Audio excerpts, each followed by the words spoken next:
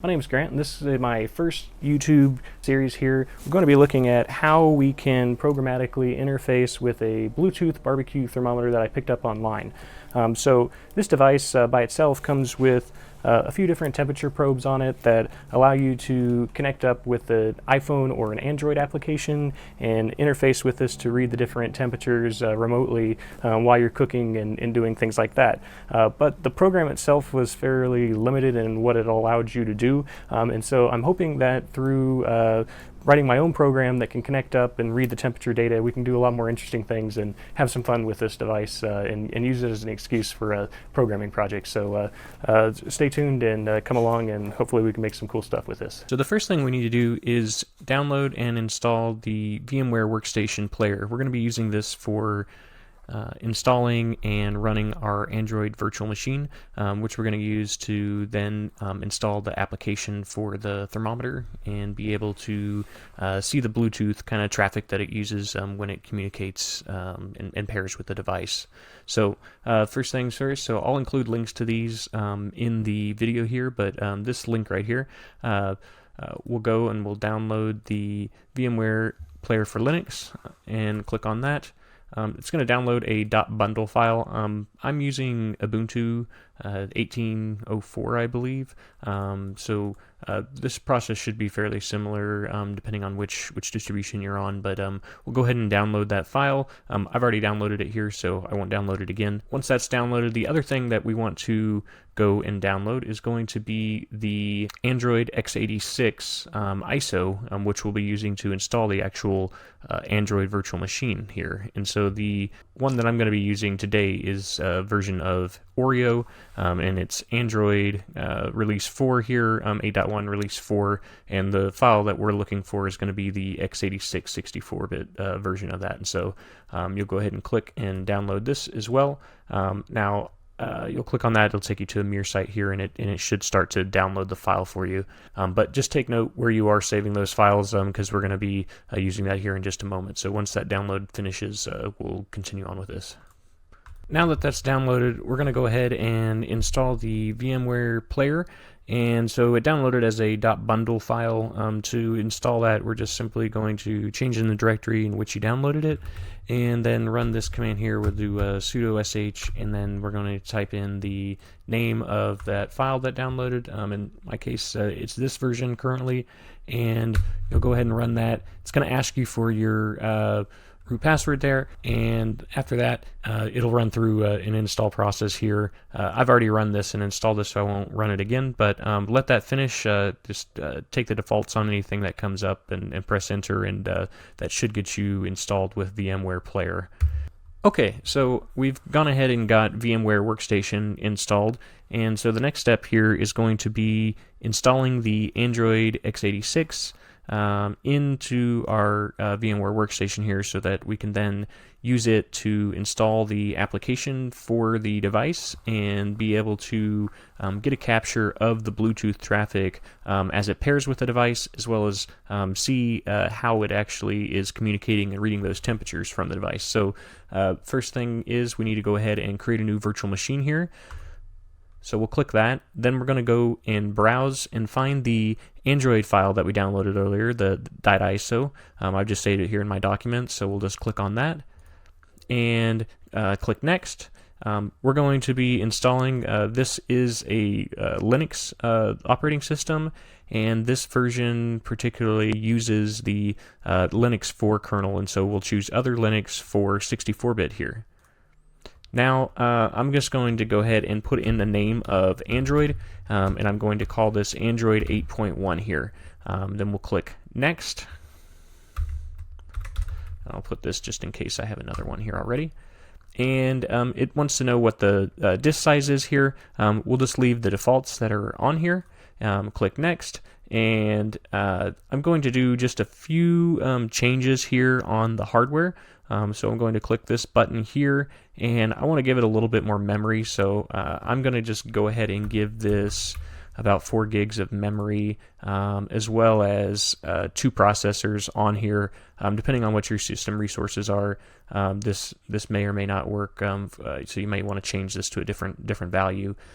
So I'm going to go ahead and do that, and for now, the other thing that we need to do is on the display, we want to go ahead and enable this Accelerate 3D Graphics option as well. And so after you've made those changes, go ahead and click Close, and so now we can see that all those are reflected here, and then we'll click the Finish button here. And so you can just go ahead and click Close on this option as well. I'm going to boot up and load that ISO. Okay, so once it's booted up here, we're going to go ahead and be installing this to the virtual machine hard disk here. So I'm just going to, if you haven't already, click into the virtual machine so that our inputs are being registered in there. And so now our keyboard keys should work here. And I'm just going to go down to Installation, Install Android X86 to hard disk. I'll press Enter on that. Should boot up here, and now we're presented with this screen, so we need to do some basic setup of the partitions for this to be able to install. And so the first option we're going to do is we're going to press the C key, which is going to select this Create Modify Partitions. Press Enter.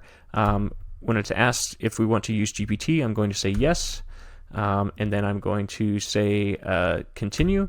And then for the free space here, we'll see the 8 gigs that we allocated during the setup process earlier. I'm going to, it's already selected on New, so I'm going to hit New. I'm going to take all the defaults here, just press Enter again, press Enter again, press Enter again, press Enter again. And so now we have this one right here, and we are going to go to Write, and I'm going to say yes. Okay, that has been wrote there, and so now I can go to Quit.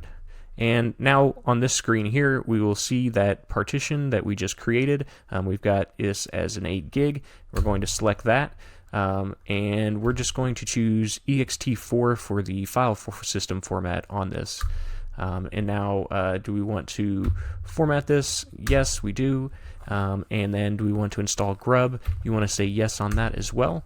And so it says that, are we sure we want to do this? And I'm going to say yes on that as well. And then it also says, do you want to install this? I'll just choose yes on this as well. And so now this process is going to run through and install Android on this system here. It'll take just a little bit, but it shouldn't take too long. It's fairly small. Okay, so now that that is installed, instead of just going to run, I'm actually going to go to reboot here and say OK.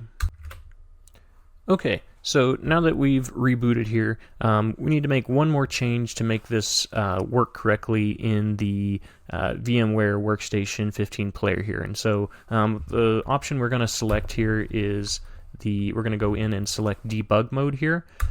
Press Enter, and this should bring us to a prompt after it finishes loading everything here. So we'll give that a moment to kind of run through, and eventually it should calm down.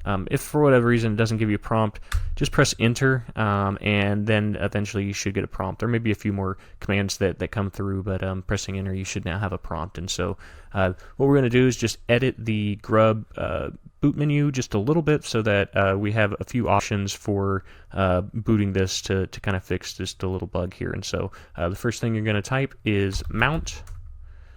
Oh, that's not mount. First thing we're going to type here is mount, and then we're going to type -O, and then we're going to type remount, then we're going to type rewrite, and then we're going to do the mount. So now that I've typed that here, we're going to go ahead and change into Grub. What we did was just made it to where we can actually make changes. By default, mount is set up there as read-only, and so we've just enabled the ability to make some changes on this. And so there's a file in this mount grub folder called menu.list, and we are going to edit it with VI. So just type in VI menu.lst, and now we've got this. And so the one that we're interested in changing here is this first option that gets presented in that boot menu sequence, and we want to add in here two options. And so I've just used my arrow keys to kind of move around in here and then get the cursor to where I want to insert this. Then I'll type the key I,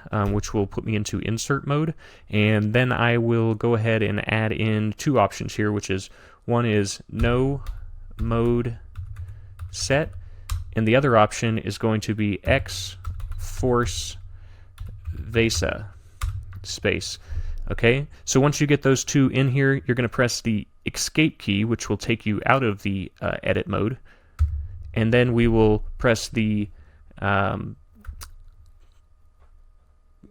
colon key, which will then bring up a prompt here, and then we're going to type WQ and then press enter. So this says it's going to write and quit out of here.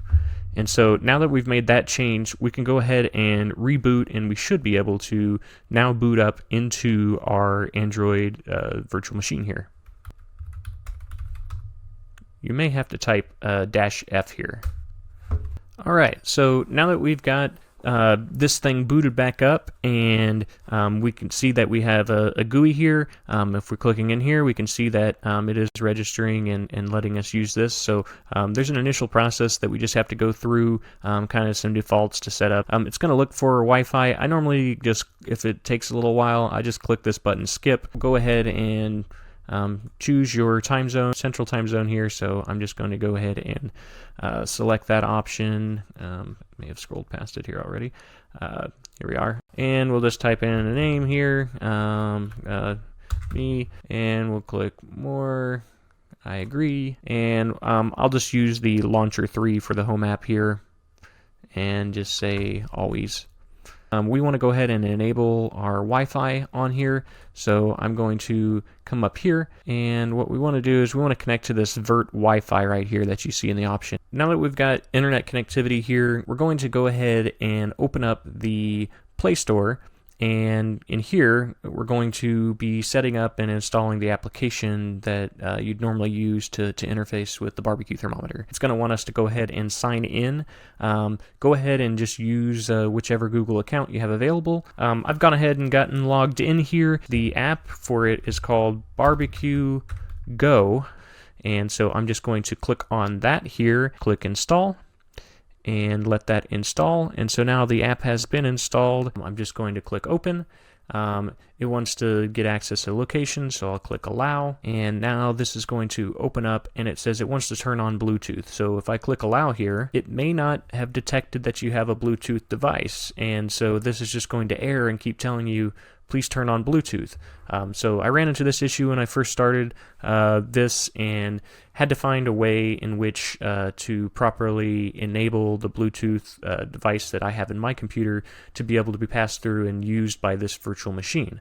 So there's a couple things that we're going to have to do here to make it work. First one is we need to enable the Bluetooth device for the virtual machine here. And what I'm going to do is I'm going to power down this virtual machine. I'm just going to kind of hard power it down and say yes. And yes, I want to shut it down. Okay, so after we do that, we're going to have to open VMware Workstation back up. Type here, and this will open back up. So we want to edit some of these virtual machine settings to be able to allow our Bluetooth to be used inside of that VM. So under USB controller here, by default this is set up as 1.1. I'm going to go ahead and just change this to 2. The other thing is, this says share Bluetooth devices. It's actually kind of counterintuitive, but you want to uncheck that and also check show all USB input devices. And so once we do that, I'm going to click save here and go ahead and power. As this powers back on, you'll notice I have a few different devices down here, so you may not have as many of these, but I look for the one that actually maps to my Bluetooth, and I have a Qualcomm Bluetooth adapter in this computer. As we can see right now, that device is not connected into the virtual machine here. So click on it, and I'm going to connect it. Despite passing it through and turning it on, it still doesn't work. And so this was kind of where I got stuck for a little bit, and have come up after reading a few things, a workaround. It's probably not the best long-term solution, but it did allow me to get Bluetooth to work. Just go ahead and click, make sure that you have your input is inside of this VM, and on the keyboard I'm going to press Control Alt and F1. That's going to take you over to the terminal that's running on this VM here. The command that we're interested in is going to be HCI config command. And what this is going to do, it's going to list the interfaces that are available there, and we can see that it does detect through USB the Bluetooth adapter that I have here, but you can see that the state currently shows down. And so what we need to do is we need to turn this Bluetooth adapter on in the system. And so to do that, you're going to come in here and you will type HCI config HCI 0, which is the adapter name here, and then I'll type up. So I'll type that in, and now it's turned it on. Even though we've turned it on, there's still a service running that is not going to quite work right. And so I had to actually re-enable this service by coming in here, and I do a PM, and then I type enable, and then it's going to be com.android.bluetooth, and I'll press enter, and you'll notice that now I did run into an issue where if I jump back in and try to enable Bluetooth right away, it turns into this looping error. And so after I've enabled that, I'm going to come back over here, and I'm just going to disconnect and then reconnect the adapter really quick. And now when I switch back to the GUI, which you'll do by holding down Control, Alt, and hitting F7 all at once, that will switch you back into this graphical view here. And now if we come under here and click on it, and if all worked well, you'll see that it does activate now. So finally we've activated Bluetooth. This next part, we're just going to make sure that everything works, that we're able to pair with the device from our application running in the virtual machine here. So I'm going to initiate that process now. I've turned on the device itself, and as we can see now, we're no longer getting that message that was saying turn on Bluetooth, and we can see that the Bluetooth logo is active, so we know Bluetooth is actually running now in this virtual machine. Click start. It will then go out, scan, looking for the device.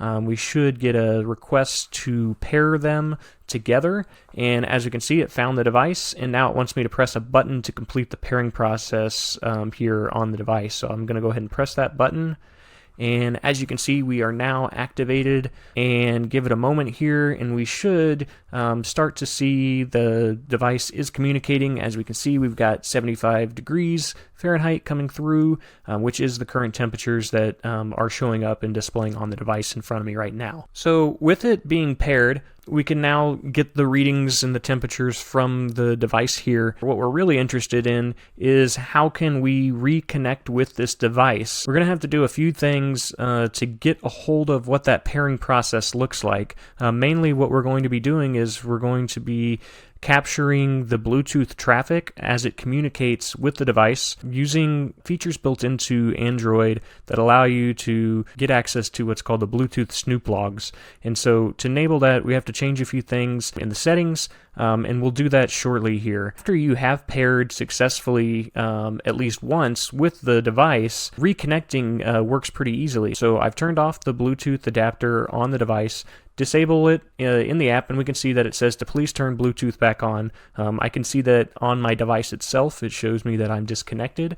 So if I turn Bluetooth back on, give it a moment, and Bluetooth turns on, and as you can see, it automatically connects back to the device without me having to go through that repairing process. That's because it's saved this connection here. It is essentially just retransmitting, telling it to go ahead and repair with the device. First, we need to enable the developer mode settings on this device, and so to do that, you'll just come up here and open up your settings, and then proceed to System, and then go to the About tablet, and then you're going to start clicking on this build number here until eventually it will say you are now a developer. And now we've enabled developer options, so when you click back, you'll see this new option has appeared here that says developer options. So when we go under developer options, the one that we are interested in is going to be this enable Bluetooth HCI snoop log. And so when we click that, That's going to turn on the snoop log for us to be able to pull back and capture all of the traffic that's being transmitted from Bluetooth on here. Now that we've enabled the Bluetooth snoop log on here, we can actually go and we're going to disable Bluetooth again briefly and then re-enable it, and then all traffic that begins transmitting on Bluetooth will now be logged to a file on the device here. So I've turned off Bluetooth. We can see that it's turned off.